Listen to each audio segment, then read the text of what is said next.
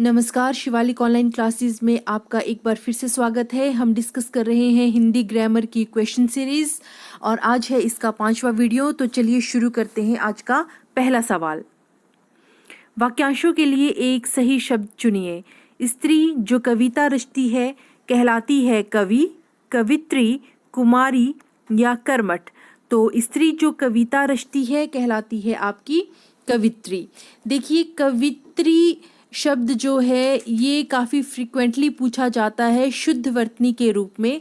और कुछ स्टूडेंट्स जो गलती करते हैं वो ये करते हैं कि हमारे पास अगर कवि है तो हम कवित्री सोच लेते हैं कि ये शुद्ध रूप होगा, लेकिन नहीं, ये गलत है। कवित्री कवित्री नहीं होता, कवित्री होता है। तो स्त्री जो कविता रचती है कवित्री। अगला सवाल,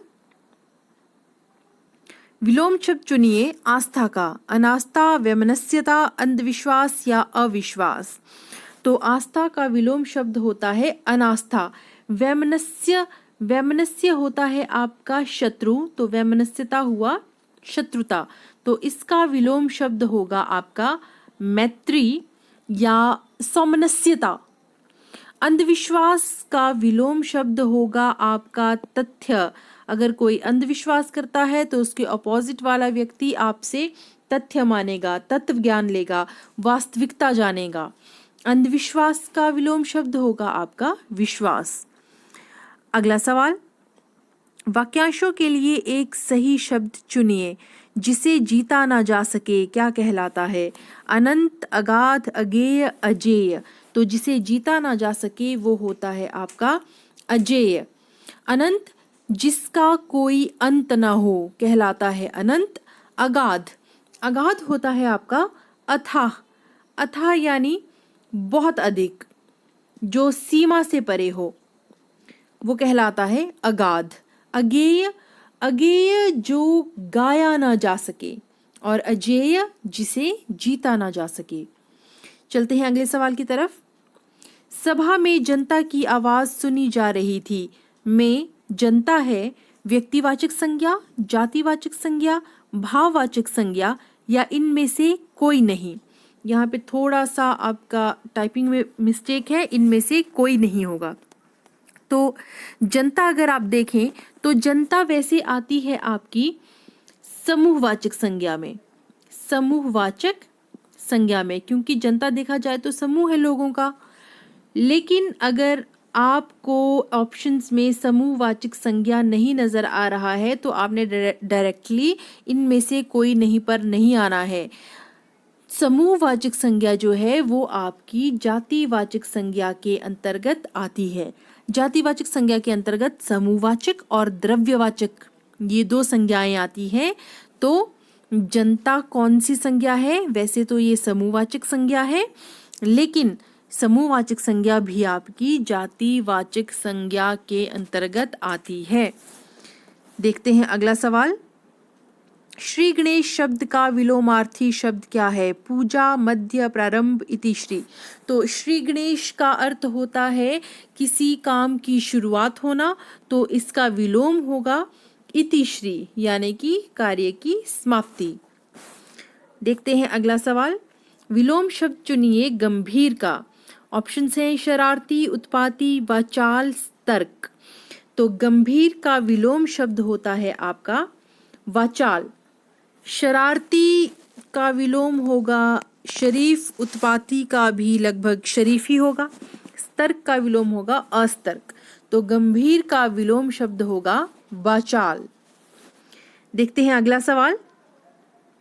महोत्सव की संधि विच्छेद है या महोत्सव का संधि विच्छेद है महाधन उत्सव, महीधन उत्सव, महधनोत्सव या इनमें से कोई नहीं। तो देखिए यहाँ पर महोत्सव का संधि विच्छेद होगा आपका महाधन उत्सव और ये आपकी स्वर संधि है। देखिए, प्रथम पद के अंत में नजर आ रहा है आपको आ और द्वितीय पद के प्रारंभ में नजर आ रहा है उ। तो ये आ और उ मिलकर बनाते हैं ओ। तो महा का आ और उत्सव का ऊ इसने बना दिया ओ, और बाकी वर्ण आप देखें तो उनके साथ कोई छेड़खानी नहीं हुई है, वे वैसे के वैसे ही हैं। तो महाधन उत्सव बन जाता है आपका महोत्सव। संधि एक बहुत इजी टॉपिक है, मैं बार बार कहती हूँ, बस इसमें कुछ एक रूल्स हैं जिनको आपको ध्यान में रखना है, और संधि एग्जाम्स में अक्सर आती है, तो ये नंबर आप अपने लिए सिक्योर करके रख सकते हैं। अगला सवाल देखते हैं। बेपेंदी का लोटा मुहावरे का अर्थ क्या है? निर्धन व्यक्ति, स्थिर विचारों का ना होने वाला व्यक्ति, मूर्ख व्यक्ति, दुष्ट व्यक्ति। तो इसका सही जवाब है स्थिर विचारों का ना होने वाला व्यक्ति। देखिए, बेपेंदी का लोटा, पेंदी का अर्थ होता है बेस, किसी भी चीज़ का बेस। तो अगर लोटे का बेस सही नहीं है तो वो जाहिर सी बात है इधर उधर लुढ़कता रहेगा। वैसे ही अगर व्यक्ति के विचार स्थिर ना हो तो वो किसी के भी बहकावे में आ जाता है।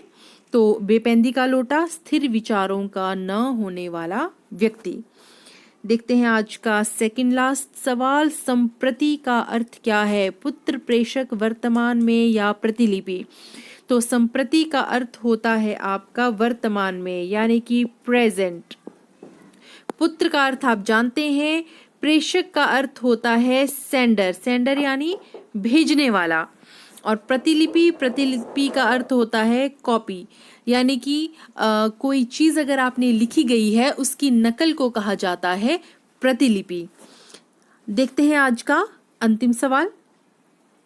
रंगासियार मुहावरा का अर्थ क्या है? डरपोक व्यक्ति, धोखेबाज व्यक्ति, झूठ बोलने वाला व्यक्ति, वीर व्यक्ति। तो रंगेसियार की कहानी ये पंचतंत्र की मशहूर कहानियों में से एक है, तो ज़रूर आपने अपने बचपन में ये सुनी होगी। तो रंगेसियार मुहावरे का अर्थ होता है आपका धोखेबाज व्यक्ति। तो दोस्तों, ये था आज का आखिरी सवाल।